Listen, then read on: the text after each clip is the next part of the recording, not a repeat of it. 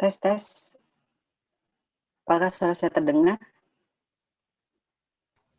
Terdengar, Ibu. Siap, makasih.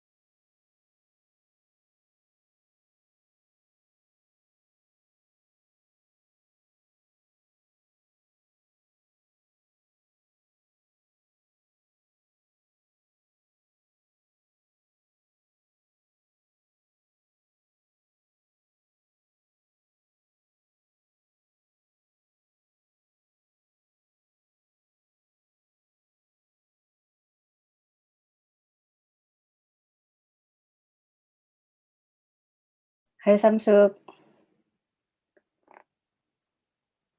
Oh, okay, I will. I think you're already a co-host right now. Can you unmute yourself? Unmute. Okay. It's okay now? Yes. Okay. Yeah. Okay, good.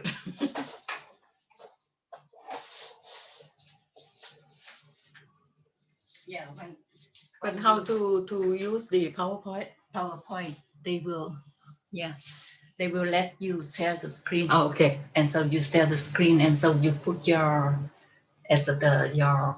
PowerPoint. Mm-hmm. Yeah. Cool. I use the basket because of the Tom computer.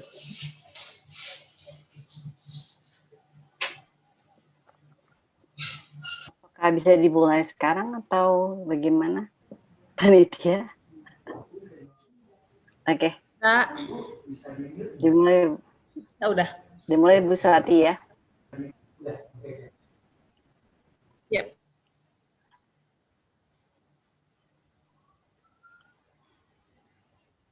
Oke. Selamat sore Bapak Ibu sekalian. Selamat datang di acara diskusi Jak Center for Urban Studies. Akan memoderasi diskusi kita sore ini. Kampung-kampung di Jakarta telah menjadi bagian penting tak terpisahkan dari proses pertumbuhan kota Jakarta. Hingga kini, hampir 40% permukiman di Jakarta berupa kampung kota. Tak hanya berhidup mayoritas penduduk Jakarta, di dalam kampung juga tercipta ruang ekonomi dan sosial yang tidak terpisahkan. Kampung kota pun berkontribusi terhadap kehidupan Jakarta melalui penyediaan lokal, industri, dan jasa skala rumah tangga, dan lain-lain. Posisi integral kampung mendapatkan perhatian dan komitmen penuh di masa pemerintahan Gubernur DKI Jakarta Anies Baswedan. Melalui 2 keputusan Gubernur nomor 878 tahun 2018 tentang gugus tugas penataan kampung dan keputusan gugus tugas reforma agraria, Kampung Kota Jakarta mulai dibenahi secara bertahap melalui proses pelibatan dan pemberdayaan warga. Warga kampung terlibat penuh dalam perencanaan kampung secara partisipatif melalui Community Action Plan atau dikenal sebagai CAP, dan juga pembangunan infrastruktur dilaksanakan di kampung-kampung melalui CIP atau Collaborative Implementation Program sebagai bentuk tindak lanjut. Melalui gugus tugas reforma agraria, pemerintah DKI Jakarta mencoba menyelesaikan masalah pertanahan demi memastikan keamanan bermukim bagi warga kampung. Kedua program tersebut adalah bagian tak terpisahkan untuk mewujudkan kampung kota lestari dan adil. Dalam rangka meningkatkan dan mempercepat capaian dan cakupan kerja terkait penataan kampung secara komprehensif, pemerintah Provinsi DKI Jakarta telah memulai pengkajian untuk membentuk lembaga khusus yang akan memiliki kewenangan dan bekerja melaksanakan program penataan kampung kota. Sebagai bagian dari kajian tersebut, pemerintah Provinsi DKI Jakarta melalui Jakarta Development Collaboration Network atau GDCN bekerjasama dengan Jakarta Public Policy Center atau juga Community Organization Development Institute atau CODI dengan rujak Center for Urban Studies dan Urban Pur Consortium mengadakan lokakarya sore ini dengan mengundang perwakilan dari CODI, juga dari Asian Coalition ini atau diskusi sore ini, pendiri CODI sudah hadir di sini, yaitu Kun Somsuk Bonyobanca, akan berbagi pengalaman dan pelajaran dari penataan komunitas selama 20 tahun terakhir di Thailand. Presentasi akan secara khusus membahas isu kelembagaan, pendanaan, penyediaan lahan, dan kolaborasi dengan berbagai sektor dalam proses penataan permukiman. Turut hadir mewakili pemerintah Provinsi DKI Jakarta adalah Ibu Suharti PhD, selaku Deputi Gubernur Provinsi DKI Jakarta bidang pengendalian penduduk dan permukiman. Beliau akan memulai diskusi dengan mempresentasikan program pemerintah DKI Jakarta terkait isu pemukiman. Acara sore ini juga dihadiri oleh perwakilan dari unsur kementerian atau lembaga pemerintah atau unsur pemerintah pusat, juga organisasi perangkat daerah Pemprov DKI Jakarta, serta masyarakat sipil, juga ormas. Diharapkan para pihak yang terlibat dapat saling menginspirasi dan berbagi pengetahuan terkait penataan kampung demi terwujudnya kota lestari. Setelah penjelasan singkat ini, saya akan melanjutkan acara dengan sesi presentasi dari kedua pembicara, yaitu hari ini kita ada Ibu Suharti, PhD, dan Ibu Somsuk Bonyobanca. Sesi tanya jawab nanti akan kita laksanakan setelah kedua narasumber selesai memberikan presentasinya. Untuk peserta yang ingin mengajukan pertanyaan, dapat menuliskan pertanyaannya di chat box seperti lihat di bawah. Diharapkan bisa menuliskan nama dan tujuan pertanyaan, misalnya apakah pertanyaan ditujukan pada Ibu Suharti atau kepada Ibu Somsuk. Bagi yang ingin menyampaikan pertanyaan secara langsung, dapat menyalakan fitur raise hand. Kami akan meng-unmute Bapak atau Ibu untuk bisa mengajukan pertanyaan secara singkat dan padat. Diskusi akan dilaksanakan dengan menggunakan bahasa Indonesia. Kita dibantu penerjemah di sini. Tentunya Somsuk akan menggunakan bahasa Inggris. Nah, bagi peserta yang memerlukan terjemahan, panitia menyediakan layanan terjemahan dan dapat diakses dengan mengaktifkan mute original audio. Tapi nanti akan dijelaskan juga di tatip yang akan dituliskan di situ oleh panitia. Selain di Zoom, diskusi kita sore ini juga dapat diakses secara publik atau di stream live melalui akun YouTube dari BPSDM DKI Jakarta, atau bisa dilihat di website Plus Jakarta di www.plusjakarta.com. Sekarang, Bapak Ibu sekalian, saya akan memulai sesi pertama. Kebetulan sudah hadir di sini ada Ibu Suharti PhD selaku Deputi Gubernur Provinsi DKI Jakarta bidang pengendalian penduduk dan permukiman. Untuk Ibu Suharti, kami berikan waktu 15 menit untuk memberikan presentasi. Mungkin sebelum Ibu mulai, saya sedikit menyapa teman-teman dari Kodi. Hai Samsuk, Tom, and all friends from ACHR. I'm sorry, I just spoke with Bahasa because today we decided to organize this meeting using Bahasa. Of course, you can use English, and we have interpreter who will help the audience to follow the discussions for this afternoon.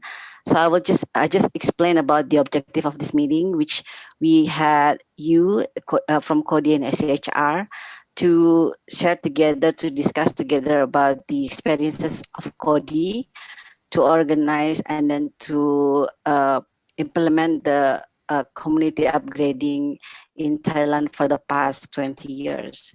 We would like to get and also share knowledge with Suharti as the Deputy Governor of Housing, who will present the program of Jakarta for 15 minutes. And afterwards, we will have you from Kodi to share your experience on community upgrading in cities in Thailand. We'll have you to present for 30 minutes. And after the discussions, we will again return to Ibu Suharti to wrap up this discussion session.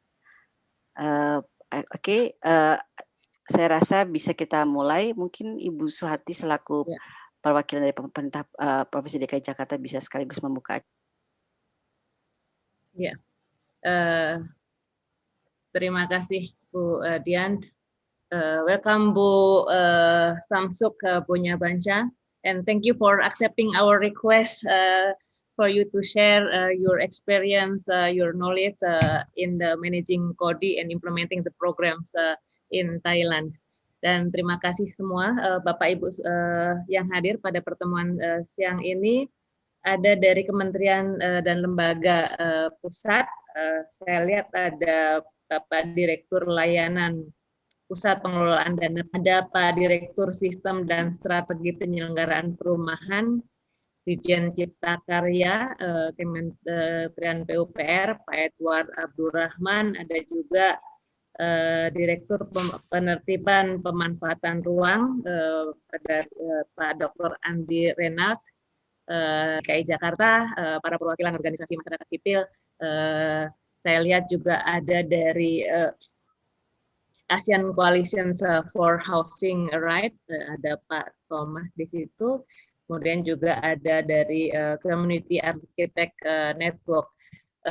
Terima kasih banyak sudah hadir pada siang hari ini. Saya sebenarnya bukan mempresentasikan apa yang dilakukan Jakarta, tapi lebih untuk memberikan sedikit brief information about Jakarta kepada Ibu Samsuk. Mungkin dari data yang kita punya from the Central Bureau of Statistics, kita lihat bahwa housing ownership di Jakarta semakin kesini semakin rendah ya, dari 62% tahun 20 tahun yang lalu, 2 dekade lalu turun menjadi 45%. Kemudian yang penyewa rumah itu meningkat hampir 8% dalam kurun waktu 2 tahun. Jadi terjadi perubahan yang cukup besar terkait dengan housing di Jakarta. Kalau kita lihat lebih lanjut, ini saya ulah menggunakan data 2019, kita lihat bahwa memang semakin miskin warga di Jakarta, semakin sedikit yang mempunyai rumah milik sendiri. Sebagian besar menyewa, bahkan 22% itu bebas sewa gitu ya, tinggal bersama orang lain tanpa perlu membayar, dan hanya sedikit yang tinggal di jenis yang lainnya. Sementara yang kaya ini lebih dari dua kali lipat yang punya rumah dibanding yang 20% termiskin, dan hanya sedikit yang tinggal bersama tanpa mengeluarkan biaya. Nah, kalau kita lihat lebih lanjut, nampak betul bahwa orang miskin ini tinggal di hunian yang lebih sempit, jauh lebih sempit, dan dihuni oleh lebih banyak orang. Kalau kita lihat kelompok 20% termiskin ini keluarganya 4-5 orang rata-rata dengan meter perseginya hanya 35 meter, sementara yang paling kaya 120 meter persegi yang dihuni tidak lebih dari 3 orang. Jadi ini menggambarkan bahwa ada sesuatu yang memang perlu kita lakukan untuk memastikan bahwa warga Jakarta itu punya tinggal di hunian yang layak dan dengan area yang juga memadai. Nah, faktanya bahwa, bukan fakta ya, proyeksinya bahwa penduduk DKI Jakarta akan terus meningkat. Kalau menggunakan data proyeksi oleh BPS, Bappenas, dan UNDP, tampak bahwa di tahun 2035 11,5 juta penduduk Jakarta akan ada sebanyak itu. Dengan struktur penduduk yang semakin berubah, jadi semakin menua dan komposisinya berbeda. Total penduduknya berbeda, penduduk yang usia produktif juga nambah, untuk anak-anak usia sekolah berkurang, penduduk lansia bertambah. Jadi dengan begitu pasti ada kebutuhan-kebutuhan yang berbeda yang harus kita sediakan untuk masyarakat yang semakin berubah ini. Nah, di Jakarta sendiri kita lihat bahwa secara spektrum kekumuhan besar. Dari sekian RW kumuh, kita lihat bahwa dari yang sangat ringan gitu ya 126 sampai yang kumuhnya sangat berat. Jadi ini juga memberikan tantangan tersendiri untuk Jakarta, bagaimana memastikan bahwa kawasan kumuh di Jakarta ini kita bisa perbaiki, kita bisa revitalisasi untuk menjadi kawasan yang layak. Dan kalau kita lihat dari spasial distribusinya juga tampak sangat berbeda, dan banyak sekali juga memang di RW-RW yang dibangun secara sendiri oleh masyarakatnya.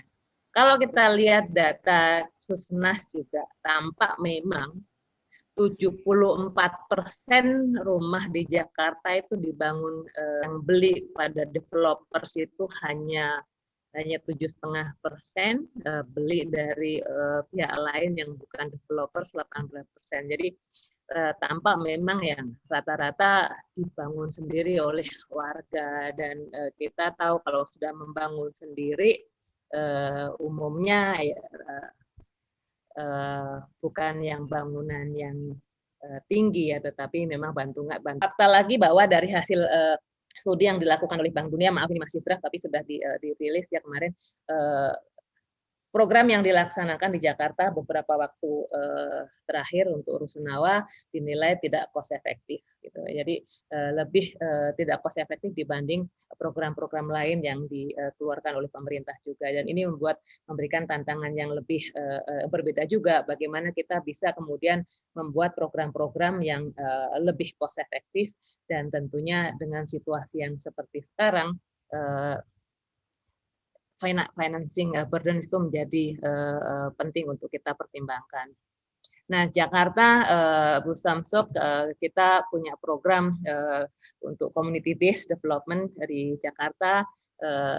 Ini mengacu pada paradigma yang kita ingin rubah dari yang sebatas pemerintah yang menjadi fasilitator, hanya penyedia layanan, menjadi pemerintah yang berfungsi sebagai kolaborator di dalam paradigma City 4.0, dan warga, seluruh warga ini menjadi bagian penting, tidak hanya mendapatkan layanan, tidak hanya berpartisipasi secara pasif, tetapi juga menjadi co-kreator. Dengan demikian, apa yang dikerjakan oleh Jakarta bersama antara pemerintahnya dengan warganya menjadi lebih tepat gitu, sesuai dengan kebutuhan warga yang semakin juga berubah.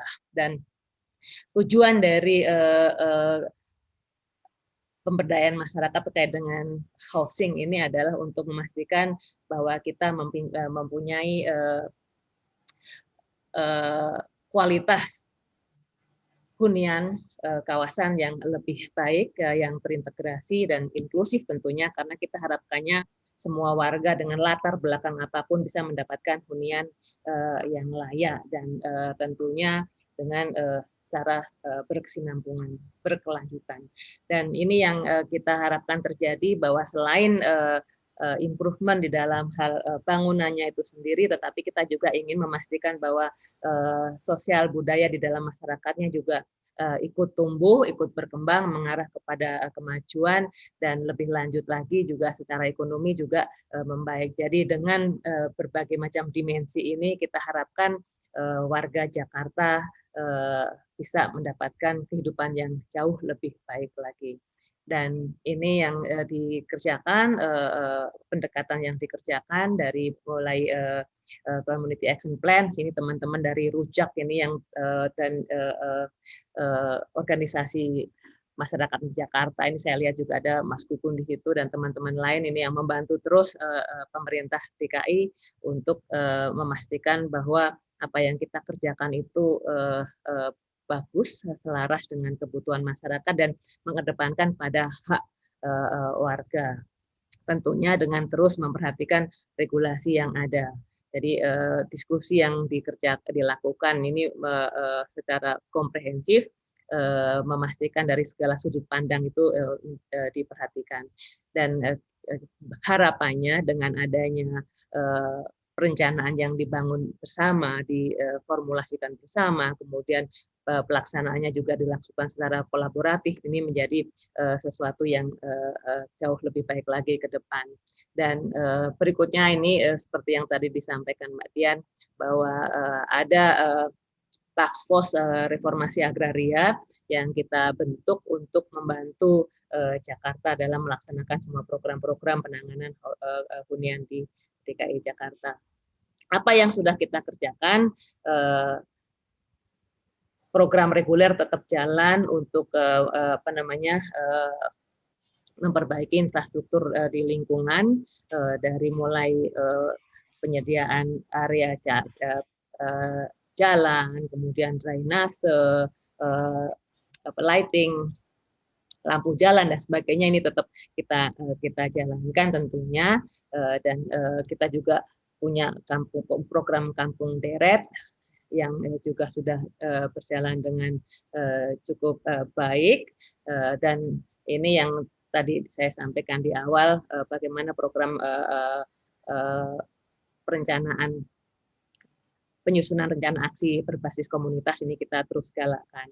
Nah, kalau lihat hasilnya cukup banyak di sana sini, ini hanya sedikit saja gambarannya bahwa apa yang sudah dikerjakan melalui program ini cukup baik dan hasilnya juga sudah mulai tampak, ada perbaikan lingkungan di beberapa wilayah di DKI Jakarta. Dan kalau kita lihat sudah cukup jalan dari 2018 dan 2019 kemarin, memang di 2020 karena COVID ini kemudian cap-nya berhenti, tetapi untuk cap-nya berjalan juga meskipun menjadi tidak banyak, dan kita harapkan tahun 2021 dan 2022 ini program ini bisa dijalankan secara lebih baik lagi, karena bagaimanapun juga targetnya tetap gitu ya. Kalau target tetap dengan 1 tahun hilang tahun 2020, kita perlu tugas yang punya tugas yang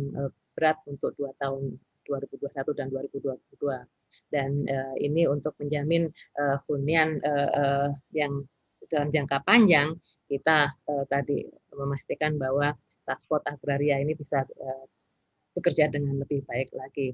Dan ini yang what we need to learn from CODI, structures of the institutions management. Kita harapkannya bisa tahu bagaimana institusi CODI ini dibangun, strukturnya seperti apa, siapa ada di dalam struktur tersebut. Bagaimanapun juga pasti akan berbeda karena kuasai program yang dilakukan antara pemerintah dengan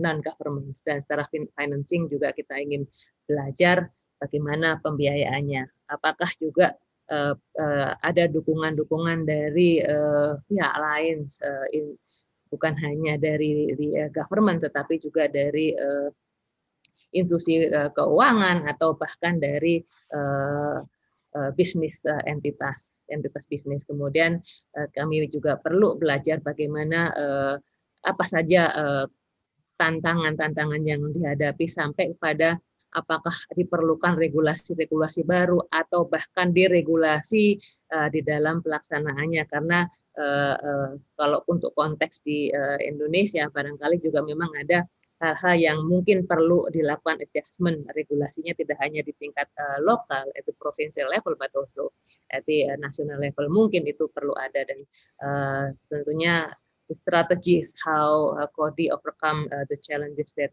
you face. Itu yang kami harap yang bisa saya sampaikan, apa yang kita punya dan harapan kami untuk belajar dari Kodi. Dan di sini dengan adanya partisipan dari berbagai macam institusi dari pusat maupun dari daerah dengan bidang yang berbeda-beda, harapannya kita nanti sama-sama belajar dari Kodi dan melihat apakah hal tersebut juga applicable di dalam institusi kita. Mungkin tidak gitu, diperlukan perubahan-perubahan jika itu diperlukan. Saya rasa itu dari saya, Bu Dian.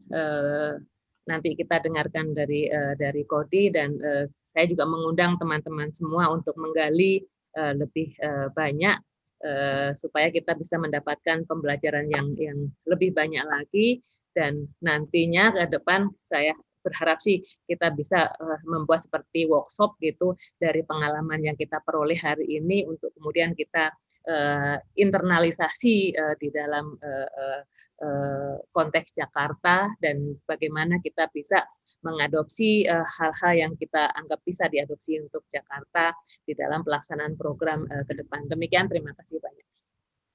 Terima kasih Ibu Suharti untuk presentasinya, sudah mengantarkan kita kepada bagaimana kota Jakarta sekarang berkembang kaitannya dengan kebutuhan pengadaan pemukiman ya, khususnya untuk masyarakat kelas menengah ke bawah. Tadi terkait dengan disparitas ruang gitu ya, akses terhadap ruang, juga dengan kepadatan. Lalu tadi juga Bu Suharti sudah menyampaikan apa saja yang sudah dilakukan oleh pemerintah DKI Jakarta dan bagaimana ke depan ingin lebih menerapkan kebijakan yang lebih komprehensif dan akan menggunakan momen hari ini atau sore ini belajar bersama. Dan saya juga lihat di daftar hadir peserta, list peserta sudah banyak sekali pegiat-pegiat isu pemukiman juga Bu, dari berbagai organisasi selain dari Kementerian Pusat. Tadi juga saya lihat Pak Nurul dari Bappenas juga ada. Ada ya. Mungkin sore ini bisa menjadi diskusi yang menarik. Saya juga mau konfirmasi dulu. I just want to confirm, Tom, did you get the translation throughout the presentations from Ibu Suharti? Oh, sorry, I will unmute you. Can you unmute? Yes. I didn't hear any translation. I just heard the Indonesian language. Oh, okay. How about you, Samsuk? Did you get the translation? No, but I think the PowerPoint is in English, so I more or less understand. Yeah. Yes. Okay. So I'm just going to brief a little bit about what Ibu Suharti already presented earlier. As you've seen in the presentations, basically the context of Jakarta's current situations with the challenge of providing housing, particularly for the lower middle class and the urban poor in Jakarta, and all the approach that has been implemented by Jakarta's government, including the 4.0, the collaborative approach where the Jakarta's government work together with the people and the civil societies, and including the two program, Community Action Plan and Community Collaborative Implementation Program, where the Jakarta's government with the communities members work together to improve the communities in terms of physical, social, and economical aspect. Also, Jakarta's government established a specific task force for urban land reform, which expected to be able to endorse a more comprehensive approach in the future. So I think in the last slide, Ibu Suharti has mentioned the expectations of, or the objective of this meeting to learn also from Cody's experience in terms of how the structures of organizations, the management of organizations, the financial aspect, how did you get the additional finance through? Is it only from the governments, also from private sectors or business entity, or from any other sources?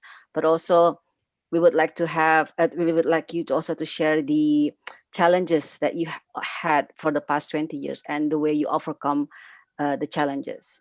So Samsuk, I will give you the time and place to give the presentations. We will have 30 minutes.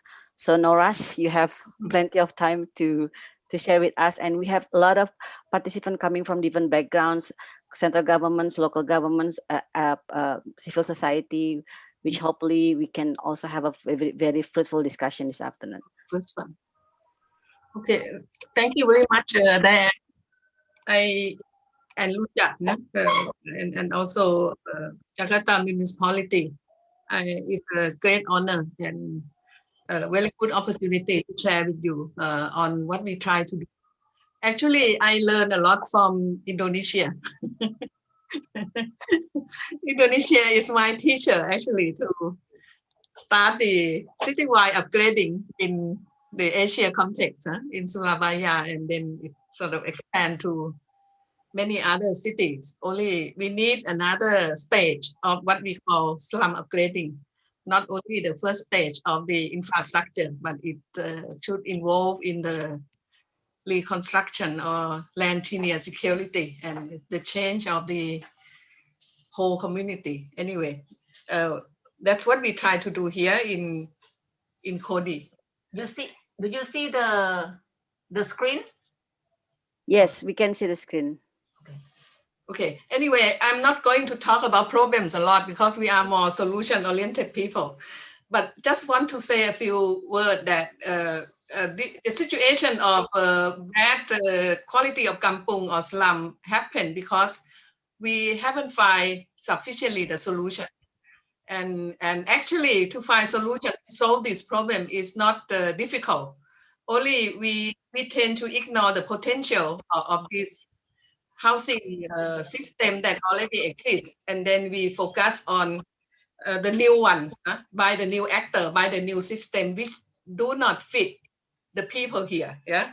So what we need to do is to find solution that these people can do. This group of people can be actors of a big scale. So this is the key point. Yeah. And focus on them instead of focus on project and trying to bring them to fit our projects. So we are talking about two systems of housing. Yeah. On the right-hand side is building new houses, which I already mentioned, to find people to fit with the solution.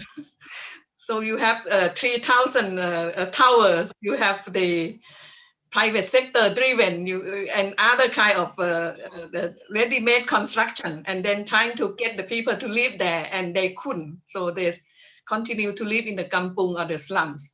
What we're going to talk today is the solution in which we make use of the people potential on the left-hand side, which is upgrading. Start where people are. Yeah? Where people are, and then let the people themselves be the solution in big scale, and we deal with scale. So once we have to let the people be the active actor, we need to develop the resource that fit to the varieties of solution. And that's why flexible finance come in this new way of thinking. So we have to make the resource of land, we make the resource of finance possible for the different kinds of solution, which will happen from the different kinds of situation and different kinds of group exist in the slum communities. Yeah. So yeah, I'm not going to read according to the words here, sorry. Just to explain, you read it. Okay, this is the two approach. On the right-hand side is what I call supply-driven. the ready-made housing, and then we try to get the people to fit in them very isolatedly, very scatterly, yeah, and doesn't seem to be lively, to be working very well. And we have the left-hand side, which is the KIP program. I would say this is the citywide upgrading happened in the 80s, in the 90s, and the reconstruction. And then later on, we have other time, we have the CODI upgrading, which is a citywide upgrading as well, and the ACA program. The KIP program didn't have a lot of design on the finance in the past, but I think this may be the key issue in which the CODI experience develop more on the finance solution that would go into the different possibilities. And if this could be developed by the Jakarta city, then it means that we can do a lot of new possible upgrading with the people at scale. Yeah. This is a slide to say that when we see slums, we always see only the physical, the appearance, and then we want to solve the appearance of the slum. And in many cases, we cannot solve it properly because you get rid of slum, evict, and then try to fit them in another possible physical, and then people cannot leave. The key is that there are different elements that make slums. Of course, we have the land issue, we have the legal, we have the organization, we have the political aspect, we have the social, we have the economic. And if we do not develop the slum, in which we look at all these elements, people can solve all these problems in one whole, in one process, then it means that we only try to change the slum condition physically, which we cannot. And the problems still appear in one way or the other. Like when we move the people to the flat, people cannot live there, they sell their flat, they come back to the slums and so on, to the other housing, and it doesn't work. So if we want to solve, we have to solve the quality of the people in the slum community and look at the way to solve more integratedly. Look at all the different issues and then try to solve the slum issue, both tangible and intangible form together. Yeah. So this is the key point.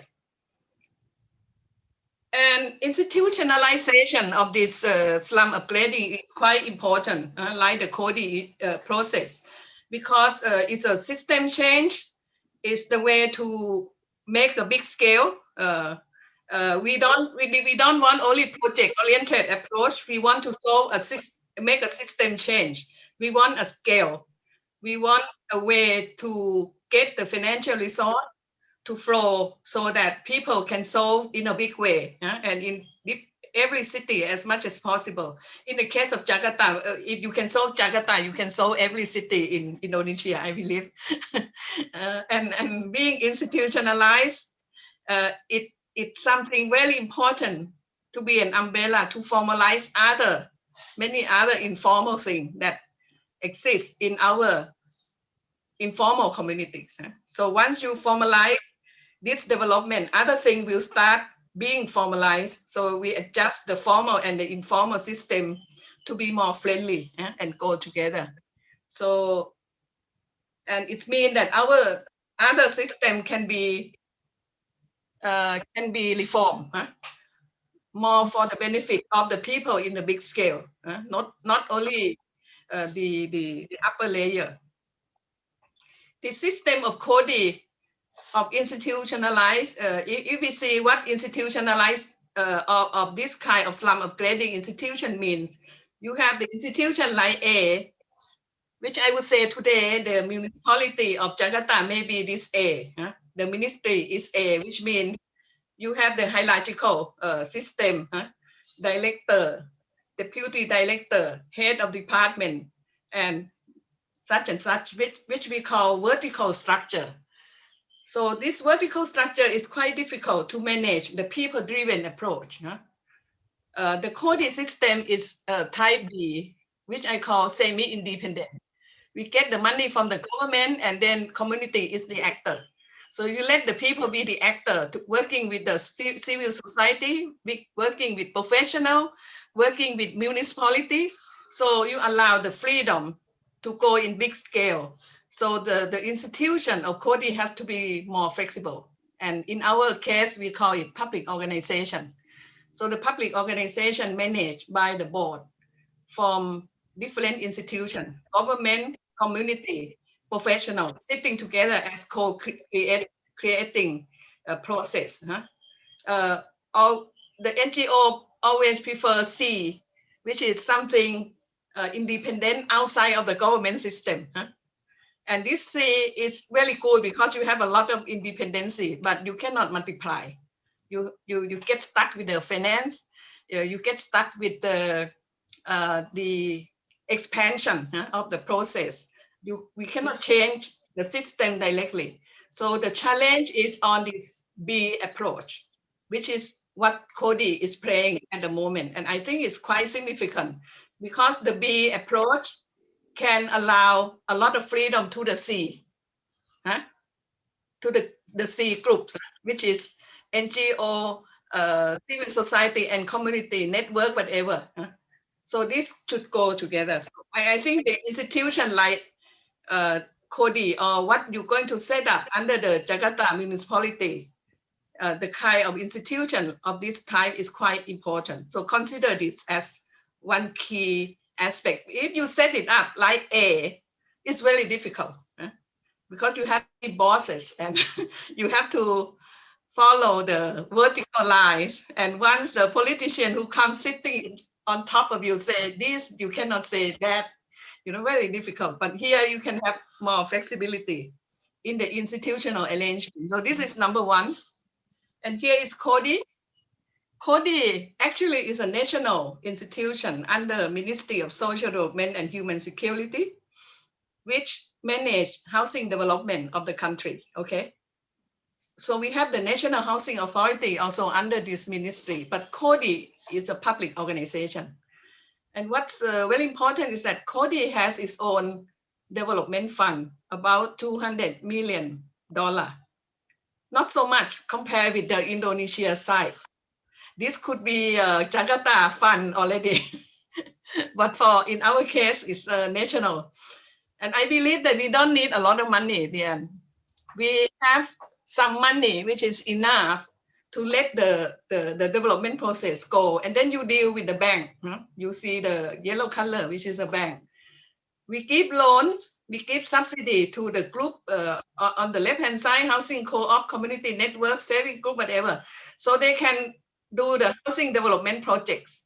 And then they repay to CODI for a few years. Then we try to get the bank to refund this loan. And once they refund the loan, we have some money from selling that loans, and then we could give it to the new groups. You understand? So in this way, it means CODI help organize the housing project with the community. And once they start from 1 year, 2 years, and they could go properly, then you sell this to the bank, the government housing bank. And then the government housing bank sort of follow that loan. So we go to the new group. So you understand, this is a system of financing the loan by letting CODI manage the original loan. And it's quite important in the starting process because community need to be organized as a group. They need to organize together, and CODI need to find a way that community able to manage the housing project together as a group. Once they're able to go as a group and they manage it properly for a few years, you can then let them repay to the bank afterwards. And they repay to the bank as a group. So we have to negotiate with the bank that people would be the loanee as a group, not individual. And this is the new culture of the bank, because once the bank give the loan to individual, you don't have the strength of a group, of collective group in the community to manage the process together. So any project that may have, say, 300 houses, 200 houses, what Cody and the bank manage is only one loan. You give it as wholesale to the group, and the group manage the retail. Yeah, and with that retail or with that system, it get the people to work together as an organization, and that is something very important, because for the poor, working as community would allow them the strength to do things together. If they work as individual, they don't have the strength. So we have to find the element of collective land, collective housing, collective finance, so the people get together and work together as a group, and the group guarantee together, even guarantee the loan together. And if the system is working, you just resell it to the bank, and the bank have to follow this rule. You cannot split them. Once the people work together, then they have strong force as a group and negotiation power, and that's very important. And repayment is no problem, because in our case, repayment is 97%. And I would say that because of the group system that make repayment possible. So in the case of Jakarta municipality, if they just set aside a revolving fund and a secretariat that sensitive in how the community finance is working, and allow the loan to the community group and let it work as a group. So the technology of this is how the system of the group is working in such a way they can manage the whole development, housing development, and even include other social development by themselves as a group with plan, with proper way to do things. So this is the very key element of this finance. And you have the first number one here saying providing a housing subsidy. Now it's increased to $3,000 US about per unit. The subsidy would come from the government budget, fiscal budget. We have to negotiate with the government every year on how many units Cody would support the upgrading. And said, if we said 5,000 units, you just 5,000 units multiplied by the $3,000 per unit. So you get a lump sum. And this lump sum, we would decide a system how the subsidy would go to the different group. So we have a block subsidy per family, right? And the block subsidy allow the community to sit together and plan in the details. And this is the key difference compared to the other government system, because other government system would make all the details of how the construction of the manhole would be like, the walkway, how wide it is, how thick it is, what is the iron. And then you go to the contractor without the knowledge of the people. Here we said, no, you multiply 100 family with the rate of subsidy. So you know the amount, the full amount. With this full amount, what you're going to plan together in the community, where to plan, how to plan, what to do, how to save the money as much as possible, how to link this and so on. So people have to do a lot of thinking together collectively. And this makes them grow. Okay, but for the government side, this is so easy to do, because you just pass the money to them and let them make a plan. So they may say, this 5 months, they will construct the street of this wide, they would make the electricity, this and that. So you pass the budget, and then you let the other community or the network to check whether the work is done properly. If it's done properly, you give the second installment, and then they go by themselves. You understand? So in this way, you allow the people to be actors, to work together. And that's quite important. So I'm just explaining the finance, which is subsidy from the fiscal budget, and the revolving fund that would provide the loan for the community. So two kinds of finance, which is very important. And this arrangement is possible because Cody is a public organization. And public organization allow us to pass all this finance to the actor, which is community organization. Community organization be the developer. We don't need only private sector being developer. We can let the community organization be the developer. Yeah. community housing development by community people. But of course, before they reach that level, they need to come together. They have to learn. They have to understand how things work and so on. So they have to have a network of learning like that. More or less, is this okay? This is a little, I'm just trying to simplify. The Cody work concentrate on very poor and very the low income group, the green area. While NHA is a little more upper layer, and the private sector, of course, is go up.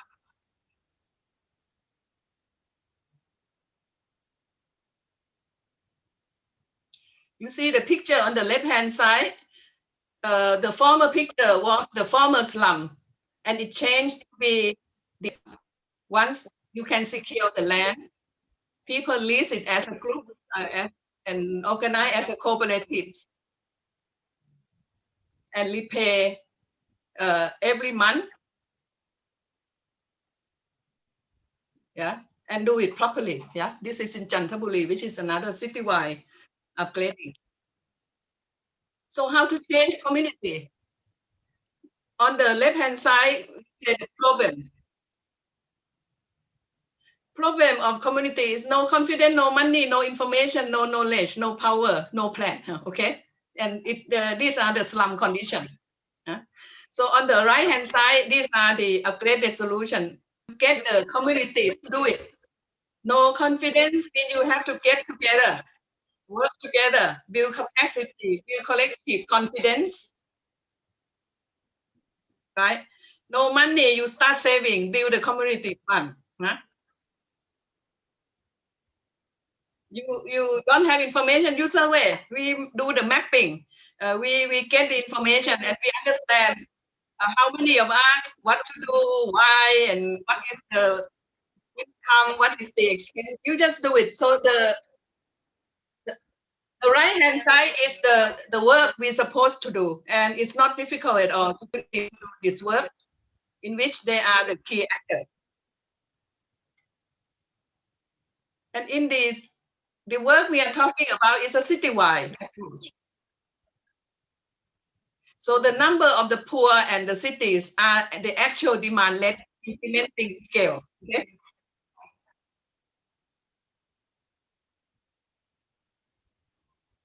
And this is a different approach from the professional always start from small pilot. And you want to replicate from one project to 2 to 3, yeah, and you stop there. Here in demand-led, you need to see how many demand, how many slums exist, and then trying to get all the demand side to start working hard in order to find a solution. So not only the organization, it would be important to get the professionals, the cities, the local authorities, the civil society to work with the people together as a team. So the point is how to let people to work together and find different solutions. So the key is to get the active demand-driven approach citywide, and then we need a new finance to support the different kinds of solutions. And then we have to integrate it and have a holistic approach. Not only housing, but develop still housing, looking at the social side, environment, economic, democratic, and healthy community-owned and managed by the community. Yeah. So this is the kind of approach which we need to take. Doing a survey in any given district or RW, how many slums, squatter, rental room exist. So you get all these existing low-income people, and then you create a platform. Yeah, you get the information platform, and then let them discuss and trying to start the saving, trying to start the process, how to get the land to be secure, how to acquire the land, how to get access to land, how to build a project, how to see other possibilities, how to plan the housing project on their existing land. We have a lot of paths in which all the community would have to start working together and work as a network. So the survey is very important in order to get access to all the demand side and then to get into the overall information, to let the demand side being an active actors, to get to register all the urban poor families and communities in the district and in the map. Yeah. So no invisible poor anymore. Yeah. You take all the invisible to be visible and find a way to let them active. Yeah. Yeah. Okay. So this is also the picture of the citywide survey, and make it something exciting, something fun, something right, something we have to do. And everybody agree together and agree on the same information. Not NGO have one information, government has another information, community have another information. I mean, not really useful. We can have the same information and let the community be the actor to do the survey. Yeah. We don't need a professor to make a survey and nobody know where the information is. Community participate in the survey and they themselves go into the different communities so they see the difference and then get the information together and learn why there is a difference and how we would plan it together. So government, people, professor, private sector work together in order to have the picture of how many poor people, low-income area in any given city or district or ward. And then we can start the process from left to right. Get the different actor, have a citywide survey, find a solution. And every single slum or kampung, they can start thinking, what would be the solution? On-site upgrading, land sharing, reblocking, or resettlement. Remember that the solution we are talking about here is not the solution as in the 80s or in the 90s. In the KIP program, in the former KIP program, is only infrastructure upgrading, which is okay. We are very, very, very good. But we are talking about housing project now, which we need to secure land, and we can change the form of housing. We can adjust the form of housing. So the new form of housing in which people could live securely with dignity could be in any form. You can reconstruct it, you can shift it, you can build a flat even in the same land. So form is not the big question. Affordability is a question. And people preference is a question, whatever. Anyway, we talk about it later. So in the process of change, we need, of course, a lot of meetings, a lot of gathering, small group, big group, community meeting, city meetings, issue-based meeting. You can have the meetings of the same issue, like how to organize a saving group, how to do a mapping, oh, how to find the land. Oh, we are on the same land, the Treasury Department. So in this district, there are 3 slums on the Treasury Department. So let the 3 slums talk to the Treasury Department. So we need to plan how to talk. So do we need to make a plan or whatever? So there's a lot of different kinds of meeting happen. So it means that instead of we organize just one single project at a time, you organize the whole city, you organize the whole district, and let the people be the development actor. With a lot of this meeting that they would make them understand what is the situation, why we have to do it, how they should do it. And once they agree to do it, they are the doer. So this group going to meet this group going to do a survey of that, this group going to do that, you know. So like you build a department of people to be an active actor to develop this in every ward or whatever. There may be some community who want to sleep, who want to wait for a while, doesn't matter. Any community who feel active and understanding could start the process. and little by little link with the slow community, so they could go together. What we need is a saving group. On the left-hand side, the people need to start a saving group. The kind of upgrading we are talking about is allowing the people more freedom to do their upgrading. So the only way to allow them the freedom is that they own the finance, or they have the finance and they know how to manage the finance. And we add more finance to that so they can go ahead with the upgrading. So the capacity to develop finance for their own finance and the loan that will come later is very, very important. It's the key to this case. Remember that we are in the capitalist society. The world moved by the capitalist system, which is money. So people are poor because they don't have the money. So they have to move around, being kicked around by other people money. So the key that people could come back and able to manage their system together is that they're able to manage finance. And finance start from their own finance. They get together and they build a saving group. With the saving group which manage properly, then they can get a loan.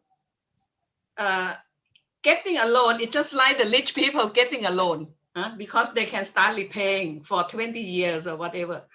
But the loan that go to them will allow them the power to own the project together as a group. So this is a very important relationship. If they don't own this finance, it means they have to be in a project of other people finance. And they are only buyers. They are only the recipients. Here they are the owner. But the owner, to make the owner of this kind possible, is that they have to own it collectively as a group. Once they own it as a group and they can manage it, so they have the power to think whatever they want to do. So on the right-hand side here is the participatory planning. So with that kind of new ownership, collective ownership, they can start thinking what kind of housing that would fit their community.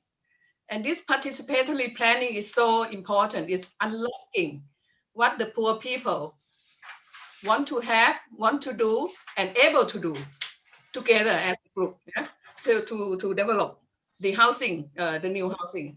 So professional community architect is really very important to participate with the people in this process.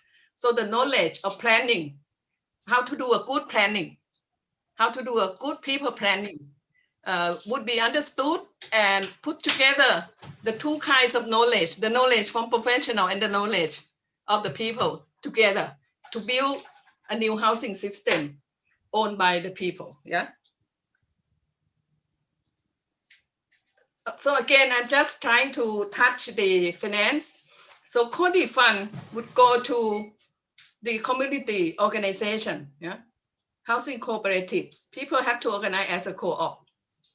You can have other type. In Indonesia, you can probably, the city of Jakarta can make another legal entity. I don't know. Because sometimes co-op has its own challenge. We have quite a bit of headache with the cooperative system as well. So the legal entity could be recreated if the co-op is not suitable. Somehow here in Thailand, we are talking about community land title.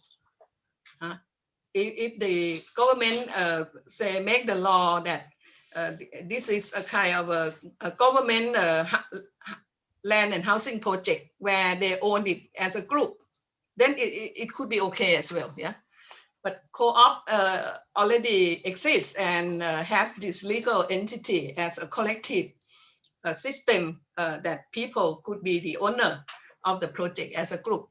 So here CODI passed the housing loan as well as the infrastructure subsidy to the group, and the group work together. In most of our cooperative system in the community, they would divide into different subgroups. Each subgroup has 10 to 15 families. So people sort of able to manage themselves as a small group. And you have several small groups get together under the cooperatives. In some way, it's like balancing the community organization at the cooperative level. If you have only some few committee making decision for everybody, it's not a very good thing. So it needs to be balanced by the subgroup. Maybe one lane is one subgroup, or maybe the group who love to be together is one subgroup. It depends. Let the community in each community make their own subgroup. So you have a subgroup that can manage finance or welfare or many other things by themselves. So this is the structure in which we manage. What is important is that the loan from CODI, say at 4% interest, which go to the group, the organization would add 2% margin. Yeah, so the co-op have 2% margin. And then the money that passed to the residents is 6%. So it means the co-op have 2% margin. And this is very important rule of the game. The 2% could take care of the management and also the late repayment. Because no community organization in the world that could repay 100%. Yeah, but you can make them pay 100% because you have this 2% buffer, right? The community, poor people have a lot of difficulty in their employment, in their whatever. So it's fluctuated, the income situation. But if you have this 2%, the 2% could take care of that. So we have the 97% because the 2% margin between CODI and the resident have absorbed this. Yeah, okay.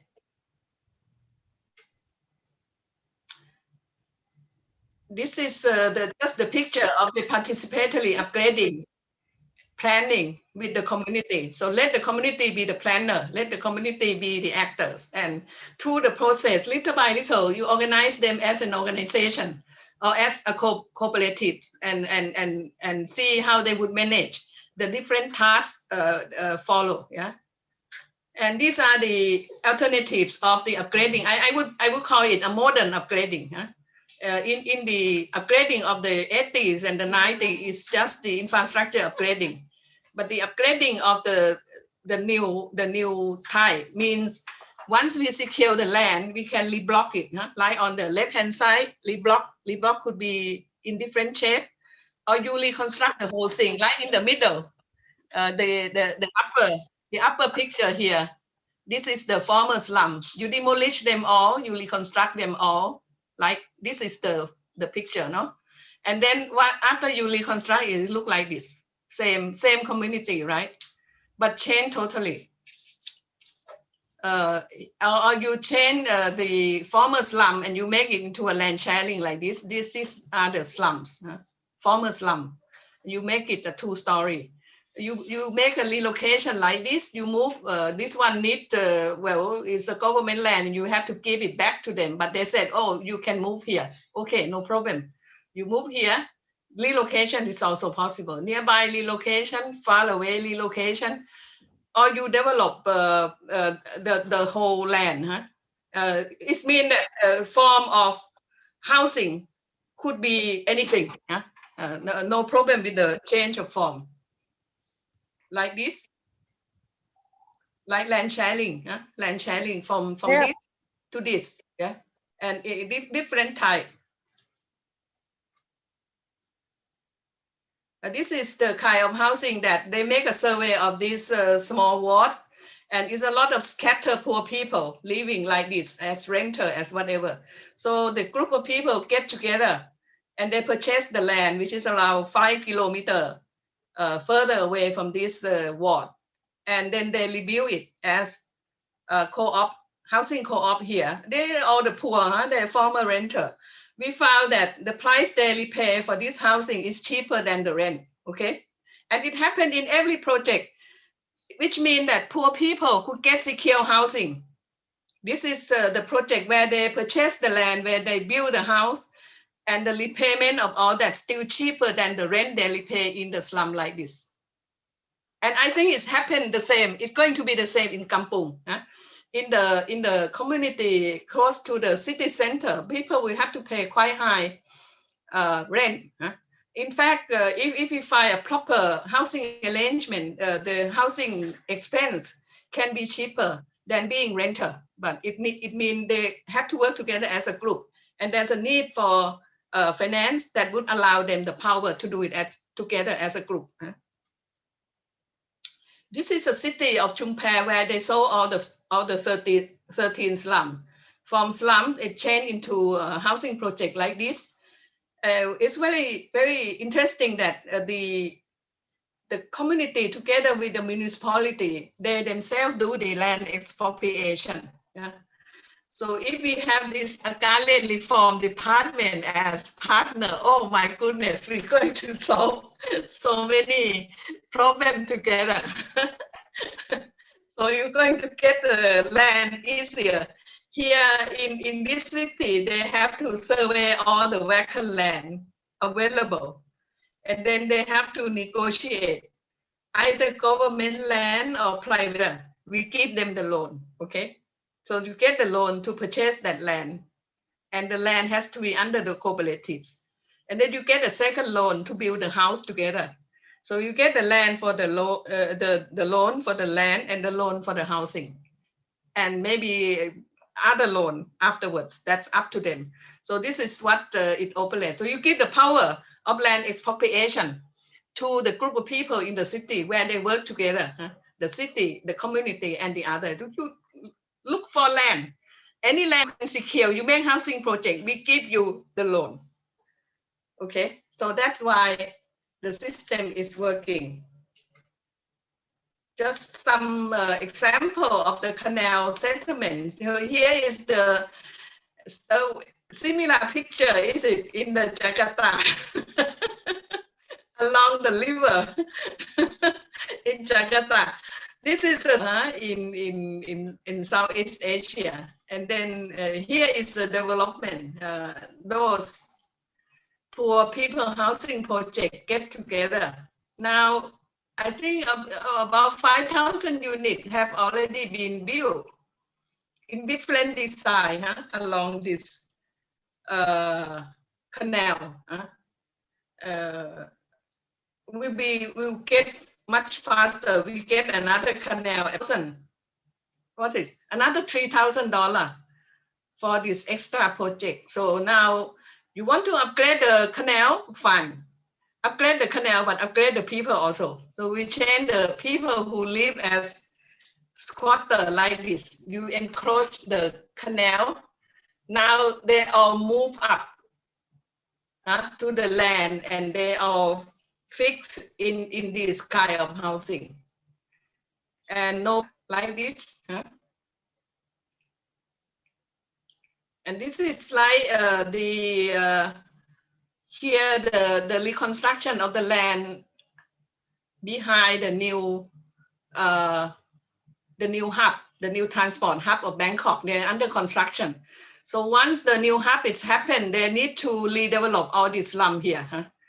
And this is the development in which everybody could get the housing, either housing like this, a low house like this, or a flat, 4 or 5 story like this. So it's a sort of a redevelopment project in which the land will be improved significantly, but all the poor people which get subsidy from the CODI support, we have also get the new housing, new secure housing, either this type or this type. Okay, just spend. We talk about the network. Here is Nakhon Sawan community network. So they link all the community in their city together. Yeah, and they also link with other provincial network, other rural network, and they themselves work with the city development. What we call city development means you have the community network, which is this one. You have community network, you have municipality, you have university, you get them together to sit together as partnership. And this is the city development committee in which CODI will listen to. So every city will set up this kind of city development committee in which they oversee all the housing project. Is the community network. So what we have to find a way to work is this, I would say, political setup of how the city, how the different departments work with the community. So CODI support this setting up of community and the other department, and they sit together to decide what kind of housing project, what kind of form, what kind of continued development is going to be. So this is quite important picture. And this is the life in the city, from slums changing to housing project. Yeah, you pass the funding to whatever they agree together. It also go to the rural now. We have the rural housing, where the people in the rural could secure the land, negotiate for the land, and then develop a proper agricultural community, where you have collect. We also make the community in the rural also secure and not to face eviction by the new modern development or economic development. This is the fisherman village, and that's also relevant to the case of Indonesia as well. All the fisher folk have to live in the way how to upgrade, secure the land, get the new kind of collective right, and develop an opportunity to develop the economic and the physical change together in a big way. Then it means the whole thing lead to this community resilience, where community, the people themselves also being active and lively. The community fund, you have the community system, all owned by the community. So community change into an isolated community and change it into a welfare community, I would say. And this is quite important for the poor to allow the poor the new freedom and the new welfare system and new negotiation power, proactive negotiation. Yeah. The children, like this is the city where 500 children get together as a network. So you prepare the new generation to fit into the community development system. You have a march in our World Habitat Day. We get a lot of march, and the government is very happy to join us the march. Okay. I wouldn't go. Hope I'm not going too long. Sometimes it's like too long. Sometimes it's like too short. Thank you, Samsuk.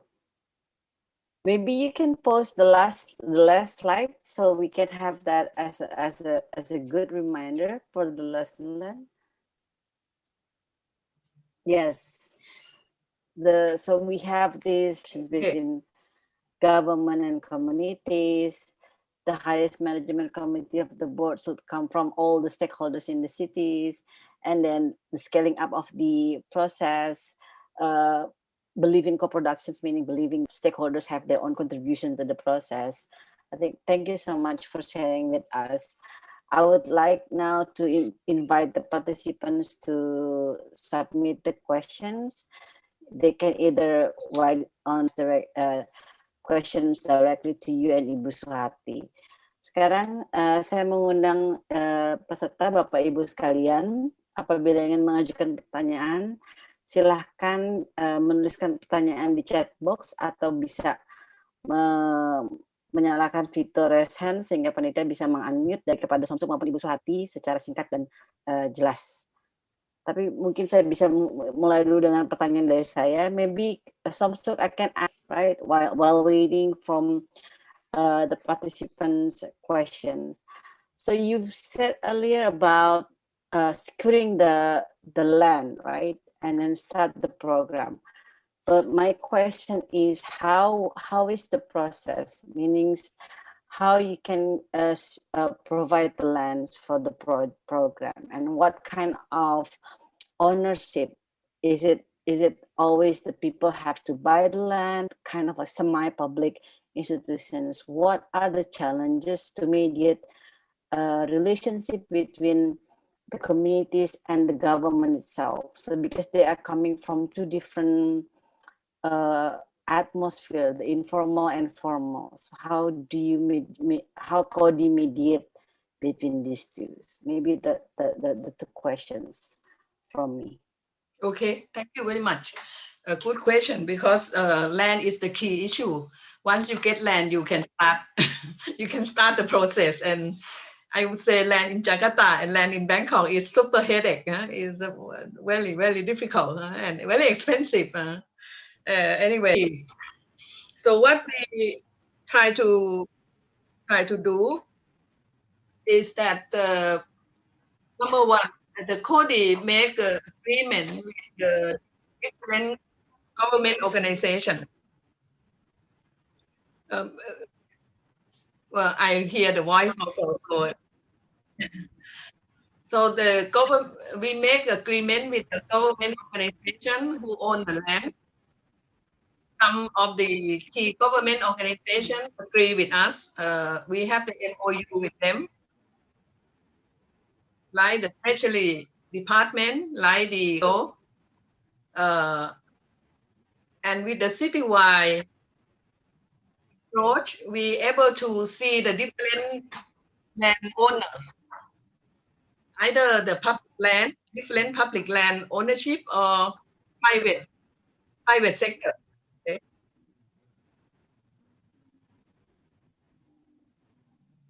Or unclear land, or unclear land. So it means that the city, the communities would have to get together and start negotiate. So I would say Cody works for the side a little bit, but in reality is the demand side, which means the community survey, the group of community network and the city together try to reach out who are the landowners and start their negotiation process. Okay, so in the negotiation, if the community could purchase the land, like in the private sector, in whatever cost, we will give them the loan. So they own the land together as a group, which we call a cooperative land. If they could secure the government land together as a group, and they could get the lease, either it's 20 years, 30 years, 15 years, 10 years, or even 5 years, or no years, just permission, like in the case of the Muslim, the mosque are not happy to give how many years to lease it for the residents. They will say, okay, I give you the permission to do the upgrading on this land. We agree with that. Even permission we would do. We think that permission is good enough as a first step to secure the land. But if they could secure, say, for 10 years, 20 years, 15 years, 30 years, doesn't matter. Once it's secure by whatever quality, we would go ahead with the upgrading. Okay. So have I answered your point? Yes, Samsuk. Yes. So maybe I will proceed. I think we already have received some questions from the participants. There already like probably 4 or 5 questions. So I'm going to read the question for you. So the first question is coming from Pak Darwoto. So the questions are from the 3 type of institutions that you mentioned earlier in the beginning of the presentations. Which type of Cody, which type of institutions that Cody has from the A, B, and C, and what kind of strategies that Cody has been implemented to make sure the participations from the locals, from the peoples that you invite to be part of the community upgrading project? Well, Cody is type B, as I mentioned earlier. We are public organization, but we have to bear in mind very, very clearly that being public organization is mean we have to decentralize the development process to the community and to the people on the ground as much as possible. So the point is that we need to in every city we need to get the actor to sit together as a committee, yeah, and let the committee to make decision on how they would go ahead with that. Of course, with some of the Cody assistant, we have architects, we have this and that. But the point is that if the city would have their own architects from the universities, have their own development workers from the NGO group and have community group, and they agree to work together as a group, we are happy to finance them the budget, right? So they can implement the project together in that city, yeah, or in particular issue they want to do together. So we pass the fund also to the working group organized on the ground. So in some way, Cody in any case have to be B. The most you can do is B, not A, because once you are one of the government institution, you eligible to get the money from the government. You get the fiscal budget, and then you pass this budget to a more freer group, a more flexible group, a community group. So in this way, we are the in-between, we are the intermediary to allow larger group in the society the freedom of being active participant to the development process. In the positive approach, it's like Cody is a very democratic government arm. A democratic government arm that would allow a lot of actors in the society to be a part of the government program. You know? Can you hear me? Yes. Yeah, which is very important because today government tend to be quite narrow. It has to be the government budget, government rules, government procedure, government regulation, government way of doing that would allow the money to go. So we can do it quite slowly, and government process. But if we change the system of finance in such a way that you allow the actor on the ground and the community to sit together, and they have committee, they have a system that you can secure that the money will not go in the wrong direction, and we can also have audit this and that to the system, the development system and finance system they operate. Then you can pass the fund to them. Yeah. So in this way, body is like a very democratic arms of the government to allow larger participation by the civic group and the community group to happen in a big way. Yeah. And this is what leads us today in most of the government, because government always have to very restrictive way of doing, and it sort of prevent the larger participation from the bigger group. So like your presentation, Suhati presentation, if you want to move from 1.0 to 4.0, you've got to change the system of finance that would allow larger participation to be possible. So this is the point. Okay, thank you, Samsuk. For the next questions coming from Ibu Nurul Aini from Bapeda. So she asked, how do you measure the success of this program? Is it based on how many kampungs upgraded, or the security of tenureship that the communities gain from this project?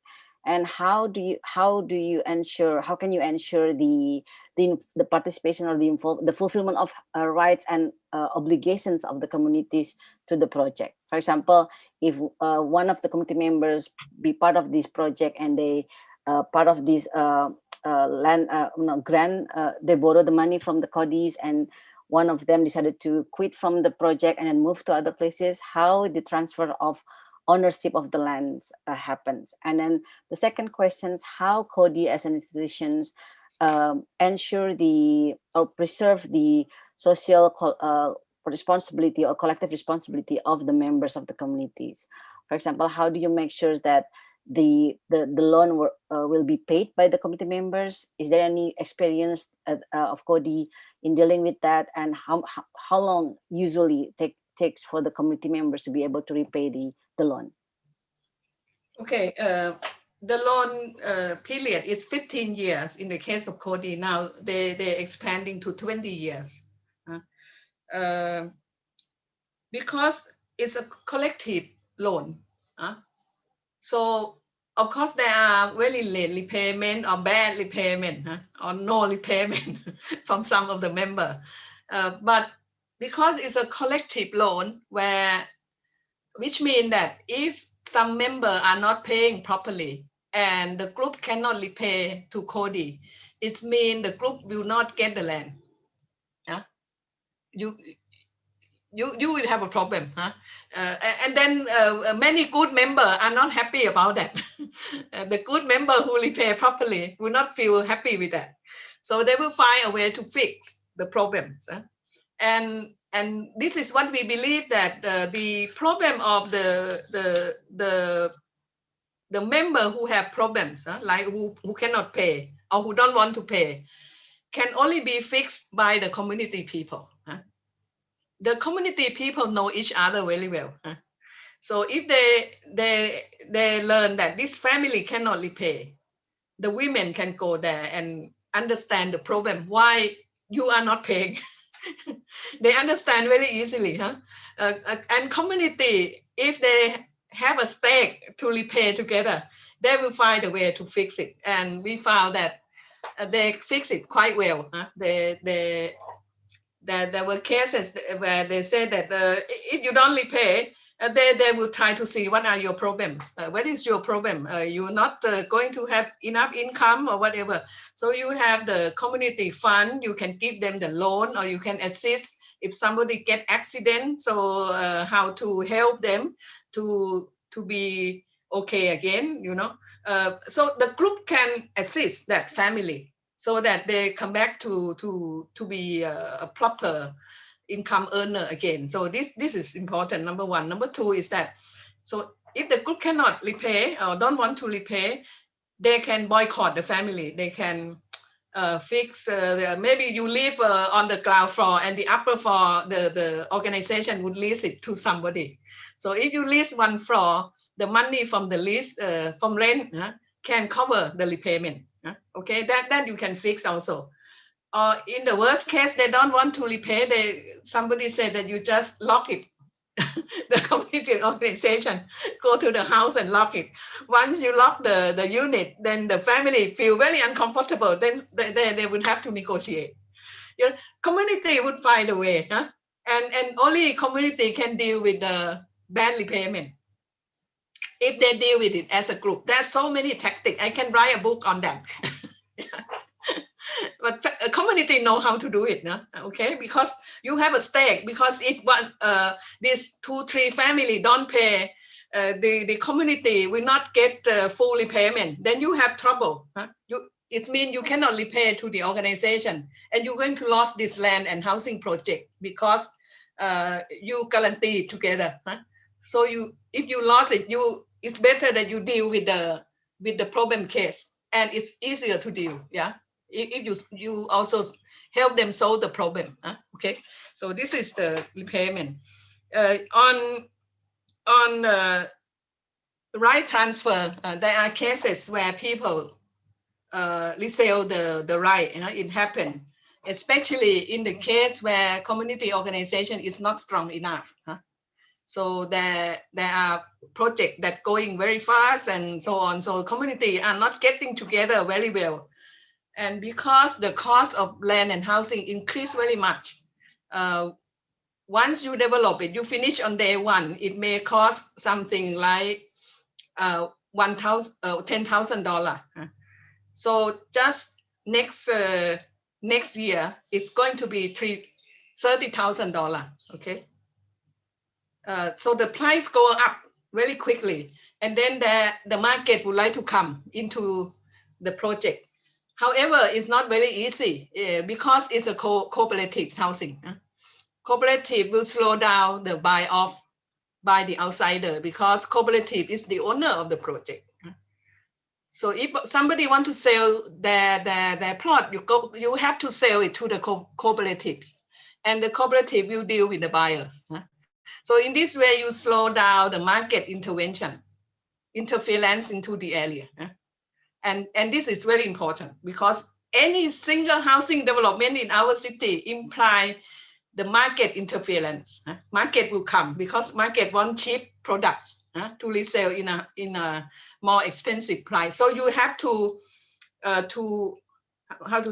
slow them down, because the co-op means you cannot go to every single house and negotiate independently. You got to negotiate with a co-op, and the co-op will stop them to do that.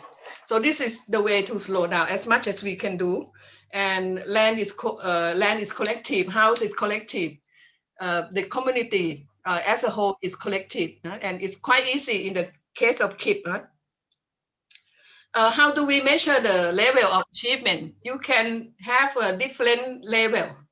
The very simple level is how many units you build, how many projects you build, how, by the sort of counting the numbers and so on. And my government seemed to be happy with that. So one layer is the very physical stuff. But then you can have a more sophisticated layer, like how strong is the community? How is the quality of the social organization developed? How the finance or the income of the people change? How all these things, I mean, the quality of life and the awareness, the capacity, the ability, the power of the group grow in different ways. You can also have the second set of achievement, which is more sophisticated and maybe much better than the physical stuff, because if the second level is strong enough, it means you get the physical achievement quite easily. And then you have the third achievement, which is the city, the new relationship between the poor and the city. The city change, because you have more the active citizen, and you have good participation of the people from the different kampung involved in how the people should live better in a city. So this may be another layer of the evaluation, how we measure the achievement. So the whole city is better, because this kind of upgrading already provide a very good foundation, how the people would live together with good organization, with good contribution, with good assistance among each other and to the surrounding of the community and the city as a whole. Yeah, and then they can evolve in a much better form of how the city could be. Yeah. Okay, thank you, Samsuk. Now we will proceed to the third questions. There are two questions related with the collaborations or network or relationship between parties in this project. The question is, let me go. There are so many questions. So, could you share the experience in building trust among involving parties? So, how do you build trust among involving parties? And then the other quite similar question is, what are the challenge with to do this collaborative approach from CODI by CODI to the governments and the communities, considering Indonesia and particularly Jakarta's have a very quite often have problems in the field in terms of coordinating and within the aspect of bureaucracy. Well, how to build trust? I think definitely building trust is the key. And talking about building trust today compared to 10 or 20 years ago in our city development process, this is much better.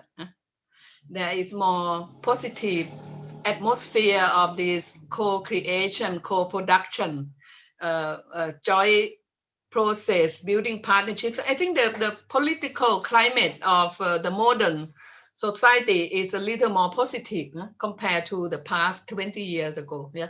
So in some way, this is a more open possibility. The only key issue is how we build it, how we manage in such a way that this new trust would happen.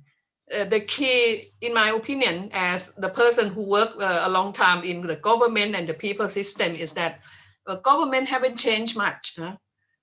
No matter how long the time has passed, we still quite slow in terms of following government legislation, government top-down way of doing. I think this is something the government should be more relaxed and looking at the development actor more broader than government parameter. Yeah, it's a modern society we are talking about. We have to look at the larger society more as partners, more actors of development. So in doing so, it means government may have to deal a little more with their regulation, with their system of finance, with their way of making decisions. I propose my friend, for instance, who's going to run for the governor of Bangkok, that the way might be interesting is that instead of everything made in-house by the government, the municipality employees of different positions, you open it, you set up different committee, different joint committee. You talk about education, you get anybody who's very good about education in the city, this and that, set up a committee where the government, the people, the other actor will sit together, and then you pass the fund. I give you $100 million US. So this committee work together, different plans, this and that. No, suddenly we open up a lot of new possibility, and this is one way. So the point is that to build trust, everybody need to adjust yourself, and the new platform, the new space, so the new possibility where every actor could come and work together would have to be created. We cannot stay in our position like in the past. You have to change, you have to change. Government have to initiate this change by creating a new collaborative space, new collaborative finance, new collaborative working process in certain area, in certain issue, in whatever city development possibility, and make finance more creative, more open, so that we allow more learning among the different group and jointly make a plan on the new possibility. We don't need to worry too much that it would go astray, go in the wrong way. Once the actors sit together, the senior, the junior, the whatever, they would have a balance. Yeah, and little by little, the right solution, the right kind of idea will be refined. Yeah, I think that's important. So if we want to build trust, new space of collaboration would need to be created. Yeah? And finance is quite an important issue to work. Challenge of a collaborative approach, this is the one, and how to build trust. I think this is more or less the question that you asked. Okay, thank you, Samsuk. So last questions will be pointed to Ibu Suwati. I will speak in Bahasa. Ibu Suwati, ada pertanyaan dari teman di Bappenas. Melihat dari pengalaman Kodi, Pemprov DKI akan merevitalisasi OPD yang menjalankan programnya dengan skema kolaborasi Pemda dan masyarakat, atau apakah ini akan dibentuk unit tertentu semacam Kodi? Jika ada unit khusus, perlu dipastikan ada kejelasan pembagian peran dan mekanisme kerja. Mungkin Bu Suwati bisa merespons sekaligus wrap up diskusi kita sore ini, karena waktu sudah menunjukkan 4:43 gitu.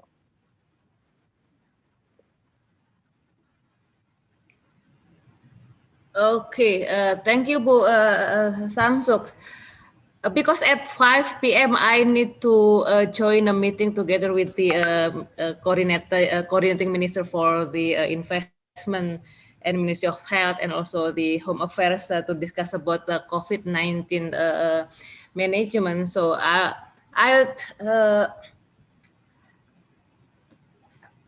just ask you some questions. Probably later on you can continue, Budian, continue the discussions. lots of lesson learned that you have shared, Ibu. It must have been so much work that you have come to current situations, and from what I learned from today's discussions, what we do with CAP and KEEP, I think since we are on the right directions, but there's not enough, Budian. It's not enough yet, because we haven't touched about the financing scheme that you have so much experience in, because not only involved in the subsidy from the government, but also involved in the loan, and everything is done through collectively.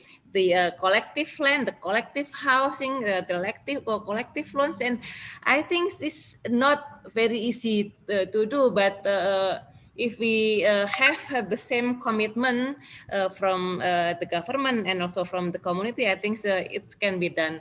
And you said that you learn from Indonesia, and now we also learn from you that learn from Indonesia. I think we have some modalities. And in Jakarta, because it is also one of the priority of the governor to make sure that the slums neighborhoods need to be upgraded. We will continue contacting you, Ibu, to ask further about the technicality, because so much, like for example, in Jakarta, many slum areas, they built the house on the government's land. Well, they would like to own the lands, not only using the land for the housing, but they would like to legally own the land, and etc. So Ibu Dian, mungkin kita sampaikan saja ke teman-teman di dan dengan Kodi untuk kita lebih lanjut belajar. Jika ada pertanyaan-pertanyaan from the participants, the details questions, because it's not enough, 2 hours is not enough to learn so much from Kodi and the team. Nanti mungkin pertanyaan-pertanyaan gitu kita bisa lebih lanjut tanyakan ke Kodi, and probably also we should learn from other places. Dan karena di sini juga ada Bapak Ibu dari Kementerian Pusat, dari PUPR, dari BPN, dari Bappenas, saya lihat tadi Bu Ellen juga. Mungkin banyak yang perlu kita bahas lebih lanjut, termasuk misalnya sekarang kan PUPR juga menawarkan program untuk Jakarta, pembangunan perumahan yang berbasis masyarakat yang ada di Kalideres. Mungkin kita bisa diskusikan lebih lanjut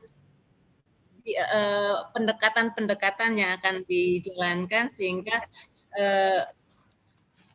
paradigma pelibatan masyarakat itu betul-betul terwujud, dan kita memang perlu betul mendengarkan apa sih kebutuhan warga, apa sih yang mereka inginkan, sehingga tujuan pemerintah dan warga sendiri untuk mendapatkan hunian yang layak menjadi bisa terpenuhi.